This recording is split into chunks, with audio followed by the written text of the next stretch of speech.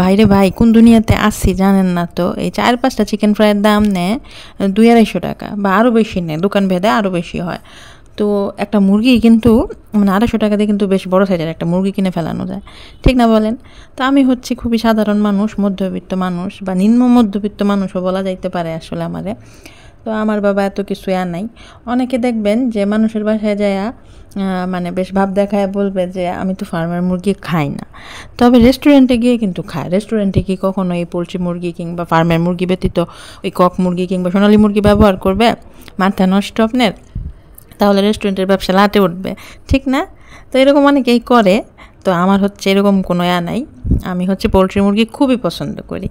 তো একটা মুরগি কিনি, মনে করেন মানে আমার কথা শুনে হাসেন না, আপনাদের সাথে শেয়ার করি বিষয়টা। একটা পোলট্রি মুরগি কিনে নিয়ে আসে অর্জনের বাবা। মনে করেন যে 1.5 কেজি 1.5-2 কেজি ওজন হয়। তো সেই মুরগিটাকে আমি পিস পিস করি। তো ফ্রেশ যে মাংসটা থাকে, যে বুকের অংশটা থাকে, সেটাকে আমি আলাদা করে রেখে দিই। আর বাকি অংশটাকে পিস পিস করে রান্না করি। অনেক ক্ষেত্রে কী করি, লেগ পিসগুলো আবার রেখে দিই। লেগ পিসগুলো দিয়ে অর্জনকে আলাদা করে চিকেন ফ্রাই কিংবা হচ্ছে বিরিয়ানি রান্না করার জন্য লেগ পিসগুলো রেখে দিই। আর যে ফ্রেশ টুকরাটা রাখি সেটা দিয়ে আমি বিভিন্ন রেসিপি করি। যেমন হচ্ছে ওর চিকেন ভুনা করে রাখি একটু, যেটা দিয়ে আবার বার্গার, পিৎজা সব কিছু করা যায়, এমন একটা করে রাখি। আবার দেখেন এই যে এখানে ভিডিওতে যেটা দেখতে পাচ্ছেন, তার জন্য হচ্ছে চিকেন ফ্রাইয়ের মতো করে দিলাম। মানে এটা কী করলাম, যে পিসগুলোকে চিকন চিকন করে পাতলা পাতলা করে কেটে নিলাম। তারপরে হচ্ছে এই যে সব রকম একটু একটু মশলা দিয়ে, একটু চিকেন তান্দুরি মশলা দিলাম, একটু টমেটো সস, এই মরিচের গুঁড়া, গোলমরিচের গুঁড়া, লবণ সব কিছু দিয়ে মেখে আমি যেভাবে ডিপে রেখে দিই। আদা বাটা দিলাম সামান্য। বক্সটা একদম ডিপ ফ্রিজে রেখে দিই। তো প্রতিদিন রান্নার আগে তো কী করি, সব দিন না, মানে 1-2 দিন পরে পরে রান্নার আগে হচ্ছে সেই বক্সটা ডিপ ফ্রিজ থেকে নামাই।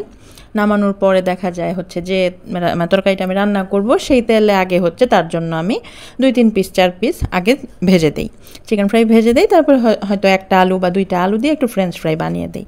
তো তাকে এইভাবে একটা প্লেটার বানিয়ে দিই, যেটা একটা যে কোনো সাধারণ একটা কম দামি রেস্টুরেন্টে গেলেও মানে মিনিমাম 300-400 টাকা গুনতে হয় এই খাবারটুকুন খাওয়ার জন্য।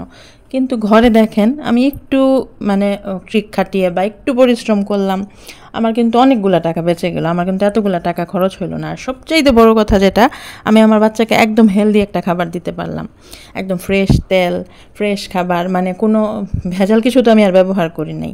সব কিছু তো নিজের হাতে তৈরি করা, নিজের হাতে মানে পরিষ্কার পরিচ্ছন্ন করে ধুয়েছি, কেটেছি, মুছেছি। তো আপনারাও চাইলে আসলে এভাবে দিতে পারেন। বাচ্চার ভালো লাগাটাই হচ্ছে শেষ কথা। তো আজকের ভিডিও এটাই ছিল দেখানোর, মানে কিভাবে ঘরে আসলে খুব কম খরচে, খুব স্বাস্থ্যসম্মতভাবে কিছু খাবার, মানে বাচ্চাদেরকে কিভাবে কম খরচে খুশি করা যায়, এটাই ছিল আজকের ভিডিও প্রতিপাদ্য বিষয়। তো সবাই ভালো থাকবেন, সুস্থ থাকবেন, অর্জনের গল্পের সাথে থাকবেন, আমাদের জন্য দোয়া করবেন। আসসালামু আলাইকুম।